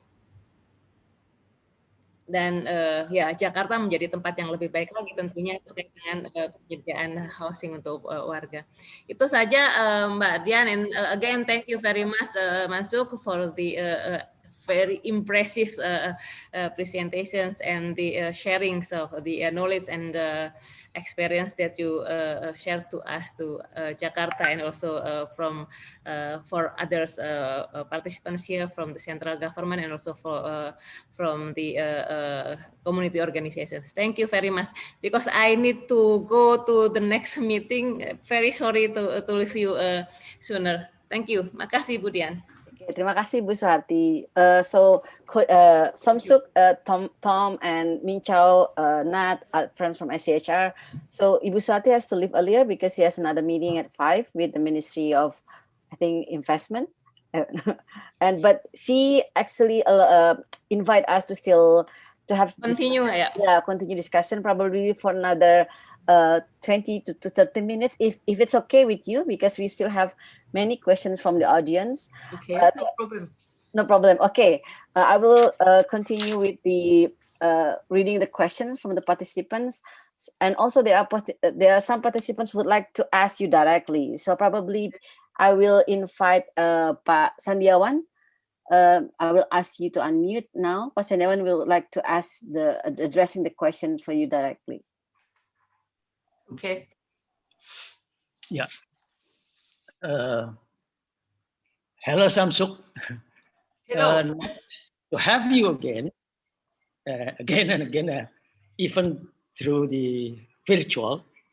I think our shortcoming weakness here in Jakarta is that we don't have a kind of comprehensive planning design with agreed basic principles like people-driven, community-based, or participatory action plans. On a large scale as a whole, before contextually we build or upgrade the kampung village scattered in capital city of Indonesia. I just wondering how you, through KODI, influence the government, central government, in this such strong capitalism nuance everywhere. And yeah, I aware that it is very difficult to change mental dependence among the communities, NGOs, professionals, and even the government. I aware that you need years and years struggles to reach this excellent democratic KODI. Oh, Thank no. you, sir. Wow. Very challenging to answer. Well, no, we are not a highly democratic country, as you know. No, we are Asian country. Our democracy level is more or less similar, one way or the other. The Asian country are not that highly democratic society as in the West. Huh? Anyway, I think compare Thailand and Indonesia. I would say Indonesia is a lot more ready to do this big scale change. And actually you have done before we start the KODI.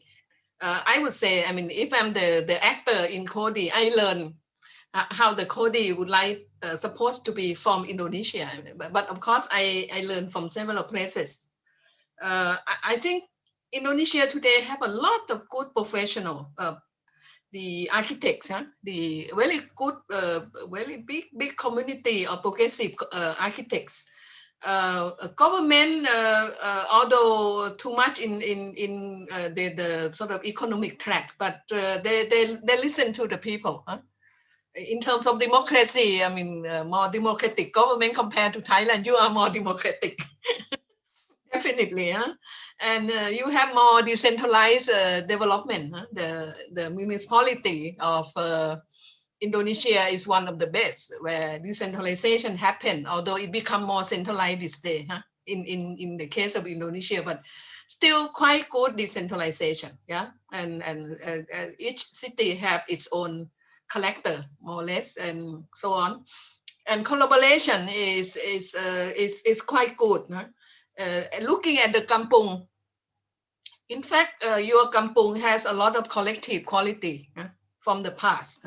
We Asia always quite rich in terms of community system, and kampung, either in the rural or in the urban area, they have this collective quality, more or less, helping each other do things together. No? So what already exists in the potential of the Indonesian system is there.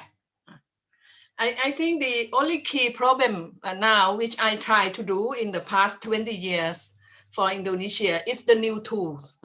The tools to change and using the potentials that already exist. And it's richer than Thailand. Many of the things is much better than Thailand today. We have a meeting several times in the ACHR office and in the CODI office saying that, oh, we get sick with the professional here in Thailand. If we just have the kind of professional that exists in Indonesia, we would do things much easier. So my point is that Indonesia have the elements in the society which is ready. When we set up CODI, in the case of Thailand, which is very centralized and so on, when we set up CODI in Thailand, CODI is just one fund, a fund. So what we have the power to do is deciding this fund. So the fund would allow people in big scale the power to own the development process and then to be able to negotiate with the city and work with the city as a team. No? So we just start with one capital. We can say people development finance that allow the people the power. And because we're quite ambitious not to work only in a few pilot projects, we allow this finance to be the finance of the community at the national scale. Okay. And when we decide a process in which every city start a survey and get every community together. Any community who are ready could get access to this finance and you go ahead.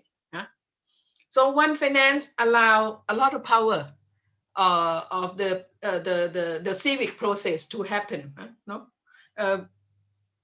I think it's quite important and it's a little difficult, which I don't understand why it is in the case of Indonesia, because Indonesia, in fact, have the money. The Ministry of Housing or Ministry of Construction don't have any problem at all with the money. So they have the money. Only the way in which they make allocation so that new kind of community finance that allow a big scale of community process would be organized. They organize the finance in the old-fashioned manner, in the conventional manner, in the top-down manner. So finance become the tools of the top-down system, which is not the case of the modern society. If you look at the capitalist system in general, capitalist system operate in a big way, and it caused a lot of problem to us because the capitalist system have the freedom of finance. The capitalism means they play with the money. You decide the freedom of the money to allow in their case, the private sector to do a lot of initiation, to redevelop, to do this, to do that. So finance allow them enormous power because finance cut across the government system. It's sort of a new power to make decision by the private sector, right? Okay, now if we think in the same way that if we have the community finance, that would allow the people who never have the power because we have little money, the big money make a decision for us in everything. So the people who have little money would now have the power from the new kind of funding. So the key issue is to decide the new funding system to allow the new power by the people to go ahead. Yeah. So you use some principle of the capitalist system, but redesign in the people system. Yeah. The CODI start that way, that we get the funding from the government, but we design the finance system to allow the poor people the power to get together and to go ahead to make the plan to own the projects. But it's in some way similar to the capitalist system way of doing, but in the community way, in the people way. So you redesign the nature or the behavior of the money, not money for profit, but money for social, money for building things together. Yeah. If they get together, like being collective, you give them the money. So you can go ahead with the collective system. No? So finance allow people the new power, because otherwise community, we only have to follow the bureaucratic government. Bureaucratic government make a plan saying that the budget will have to go this way. You have to get the contractor that way. The plan will need to go that way. You have to build that way. So everything determined by the government. the bureaucratic system. But here we said, no, you don't need. If you get together and then you secure the land, you own the project, you can make any plan you like. Huh? You get the architect to go with you. You develop the project as you want, which is the kind of private sector way of thinking in a way, right? But instead of working in the private sector for profit, you work with the community for the social profit. You understand my point? So Cody start with one fund only, and just being one fund, you allow community at large scale to get together and work together. And little by little, we influence the city structure to sit with the people, because once the community get together as a network, the network has a vote. This is a political actor. So they start negotiating for jobs, for the market, for the street, for many other things about their life. So from the housing project, you would develop the power of the people to go at scale, at the city scale. And if we go together with the civil society, professional and other as a group, then we can change the city. Finance can change the city. Only we have to redesign the financial system to allow the social development to happen in a big way. This is my answer. Okay, thank you so much, Samsuk. So there is also another questions from the local governments, from Pak Sapta, from DPR, from Housing Agency. How much consideration that Cody put to the harmonization between proposed community housing and any particular government program? For example, flood management infrastructures, waste treatment infrastructures. So how do you mediate between the existing government program and the community's proposals? Well, it's happened in different government organizations, right? So you have the local authority who develop the local infrastructure system and maintain whatever. And then you have the National Housing Authority, which is similar to Pelumnas. I don't know whether they still use this name. So they make a public housing project here and there. And they try to find the people to fit with their projects here and there. But for Cody focus on existing slums. So existing slums, once they get together and they're able to secure the land, some of them able to secure the land, they make a plan and they make a project agree. Once we approve the project, agreement could sign, and we could pass the budget to the community. So the period for the improvement is well, in 2 years. You could finish all this housing project and the infrastructure, yeah. And they link the local authority themselves, which means that they could negotiate with the city for whatever offsite development. No, for the case of Thailand, the municipality cannot develop the infrastructure within a community, because if it's on the government land, they consider the benefit of the resident to be personal. So the city cannot do things in the personal land, something like that. And so it's too complicated. That's good in some way, because then it means Cody then say, oh, this is a gap. So the subsidy should come to Cody. And once it's come to Cody, you make the subsidy in such a way that it become a community development system. Yeah. We don't hire contractor, but community can hire contractor if they want. Yeah? Okay. But if they want to save money, the whole community can work on the construction themselves. Okay. Yeah. Thank you, Samsuk. So you mentioned earlier about the target populations of Cody's program, right? The poorest and then lower income communities. So there's a question from Elisa from Richard. She's wondering whether Cody also facilitate land bank secure for lower income communities in Thailand cities. Well, we don't want to deal with land bank as such, although I increasingly see more and more important to move into that direction, okay? Because land buying and selling is a lot of headache. What is the price and who there are a lot of intermediaries also, intermediaries who want to sell land and negotiate, lobbying you to sell, get the land to sell, get the land to be bought, and so on. It's a lot of heavy gray area economy, okay, in the land sale and land buy things. But we did have another organization called the Land Bank.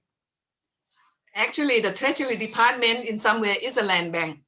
They provide the public land in general for the public use, and we able to make an MOU with them. So in some way, we able to secure some public land into this process. And then there's another independent institution which they call the Land Bank Organization, which supposed to purchase the land and subsidize it to make it cheaper, but it's quite clumsy. It's not very, very easy. So the case of Cody, we are not developing in the land bank direction, meaning that we see some possible land and you buy and you keep it, and then you have a lot of land, and then you start distribute the land for the different housing project, which is the case of the NHA, the National Housing Authority, have a lot of land in their stock. But when they deliver, they not deliver properly. So you have the politics of decision, whether the right kind of land should be delivered to the people or not. I think in our Asian political climate of corruptions and mafias and lobbyists and top down and so on, to deal with the land issue is too complicated. So the case we are trying to do is only to make money possible and allow people in the city to be the actor. If they want to make a land bank of their city, they are allowed to do that, okay? So instead of you centralize it to the center, you allow it to be decentralized. If the city want to do it in their city, and there are good reasons for that, we can give loan for that, okay? So you deal only with the finance and not being a land bank institution. And that release you from a lot of headache.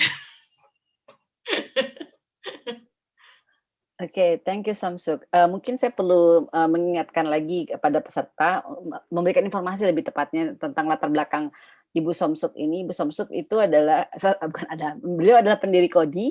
Beliau juga pernah menjabat sebagai direktur Kodi.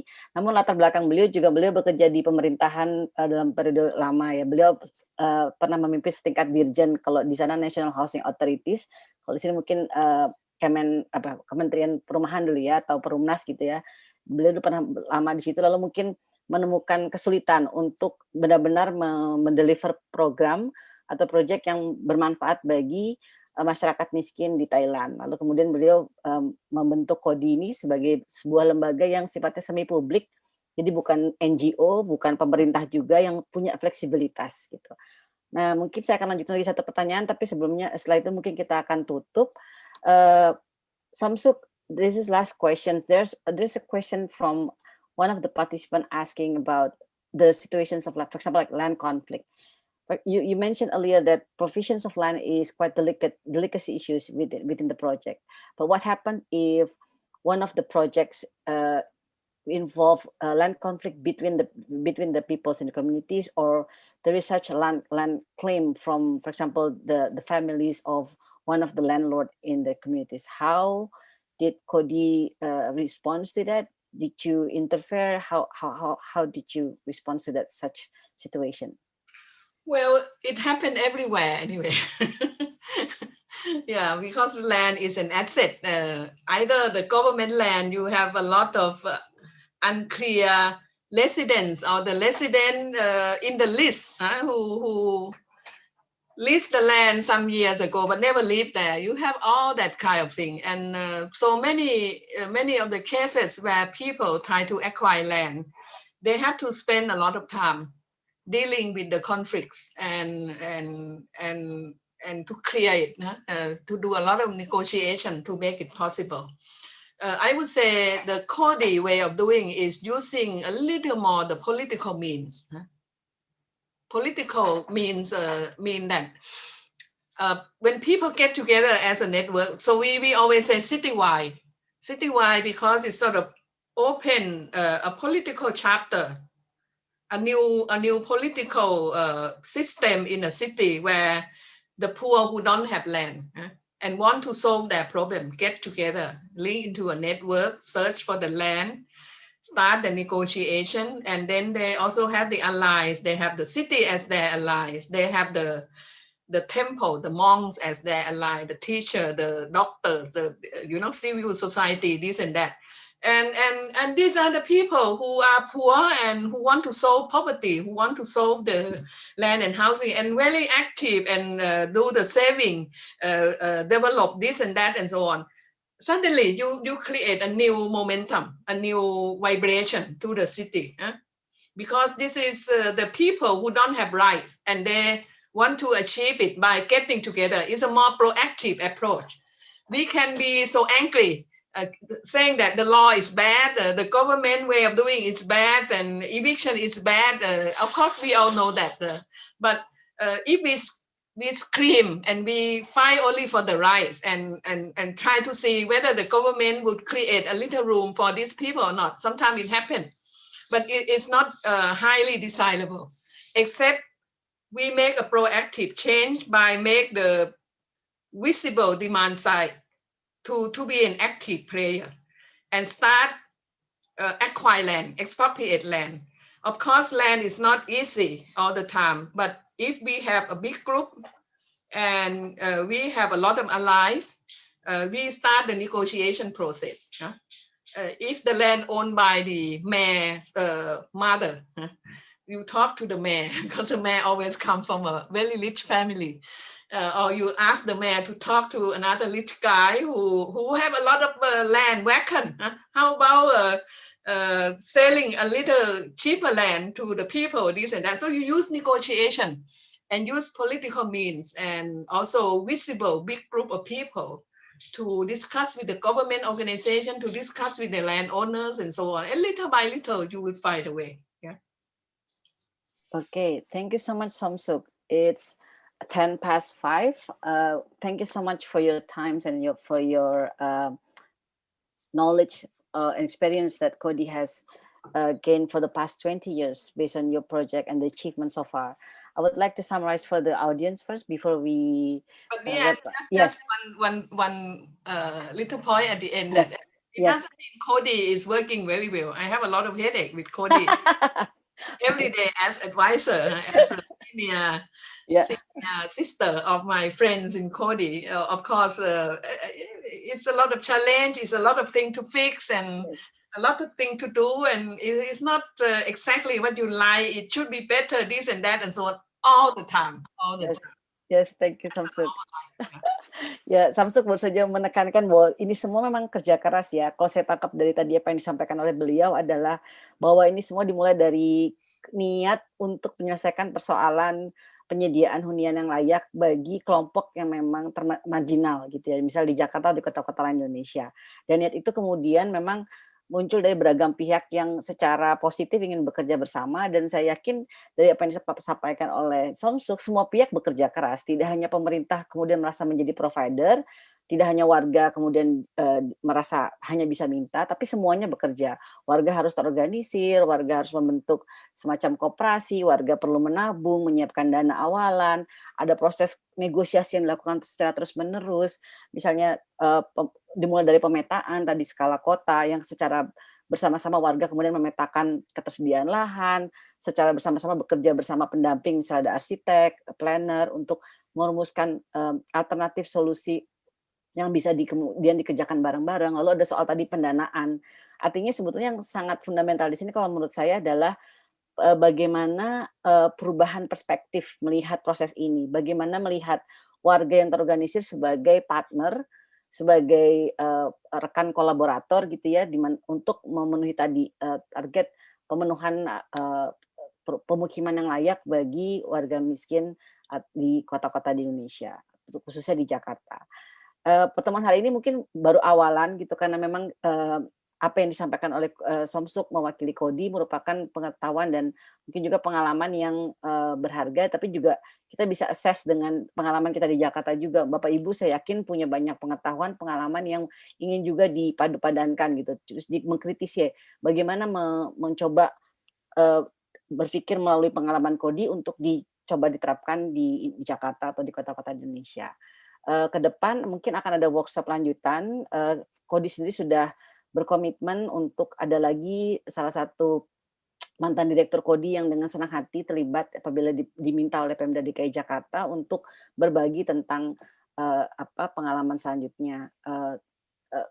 Terima kasih juga saya aturkan untuk Bapak-Bapak Ibu sekalian yang telah tetap setia gitu ya, ikuti proses diskusi sampai pukul 5:15 ini. Saya akan closing dulu, mengucapkan terima kasih ke Somsuk dan teman-teman sebelum saya secara official, secara resmi menutup diskusi kita sore ini. So Somsuk, I just kind of like try to emphasize the key points of what you've been shared with us for the past almost more than 2 hours, and I think I cannot give a good summary considering that you've said so much about the challenge, the experience, the approach strategies that Kodi has been implemented for the past 20 years. We are grateful to have you here and friends from ACHR. And then I just mentioned that Kodi also commit to have a follow-up, for example, workshop or discussion if it's necessary and if it's required by Jakarta's government. So we may meet again in the near future, probably in the next few weeks, to like clarify, not just clarify, but try to think through Kodi's experience to create probably similar or a kind of institutions in Jakarta or in other cities in Indonesia. And Ibu Suharti also mentions that we need to assess that through our own situations, and I hope Kodi will stay with us to also work through the details and more technical aspect on the projects. Thank you so much for Somsuk, Tom, Nat, and Min Chow for the cooperation. Terima kasih Bapak Ibu semuanya yang sudah bersedia mengikuti diskusi sampai sore hari ini. Saya mewakili JDCN mengucapkan terima kasih dan sampai jumpa di workshop selanjutnya. Nanti mungkin pengumuman akan disampaikan oleh pihak dari Pemprov DKI Jakarta. Assalamualaikum warahmatullahi wabarakatuh. Selamat sore. Thank you, Dan. Bye-bye. Thank you very much for a good moderating process. Yeah. Bye, Samsuk. Thank you. Bye. Bye, selamat Pak Nurul. Dadah. Be happy for other opportunity if it's coming. Huh? Okay. Yes. Thank you, Samsuk. Pak Sandiawan, terima kasih. Bang Oji, terima kasih. Dari pihak Kemenlu tadi, semoga ke depan bisa ada diskusi yang lebih detail. Terima kasih buat semua yang hadir. Okay, goodbye.